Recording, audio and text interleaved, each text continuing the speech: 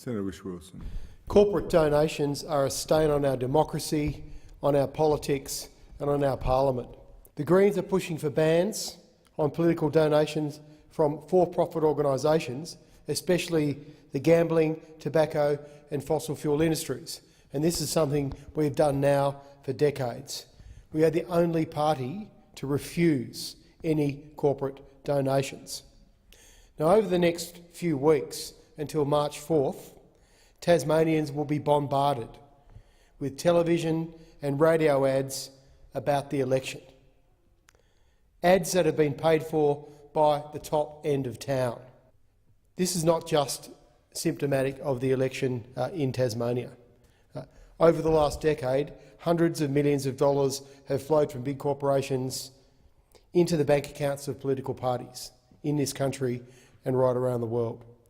And political parties will spend these corporate donations on trying to win elections.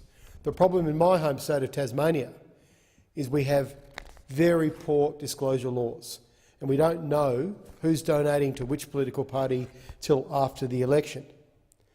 Currently, political parties don't have to disclose donation sources until well after the election, and only if the sum is more than $13,200. Now, in a tense exchange with reporters on the campaign trail a couple of days ago, Will Hodgman, our Tasmanian Premier, was repeatedly asked to disclose the figure of corporate donations that the Liberal Party in Tasmania are receiving from the gaming industry. The ABC: how can you talk about taking money under the table, which is what he just accused the Labor Party of, when you're not going to tell us how much the gaming lobby is giving you? Mr Hodgman, we're not the ones going around paying out on gambling interests here, as though he's quite proud to be taking money. Well, there's no problem at all with taking money from big gaming. ABC: so it's okay to take money from the gaming industry as long as you don't do anything anti-gaming. Mr Hodgman, no, it's important that any political party that receives donations discloses them and is prepared to stand by them. The problem is, in Tasmania, there's a whiff, there's a stench, something doesn't smell right, but you can't work out where it's come from till well after the election and the time has passed. Well, Tasmanians are smelling that whiff, that stench, and it will backfire on the Liberal Party. Because we worry, the Greens worry, that behind any election advertisements there is a large donation from a big business mate. The Greens worry that with every corporate donation there are strings attached. That's why we're pushing for bans on political donations. And Tasmania has a history of cosy relationships between political parties and powerful industries. The Greens believe that donation reform will reduce the corrupting influence that these big businesses have on public policy.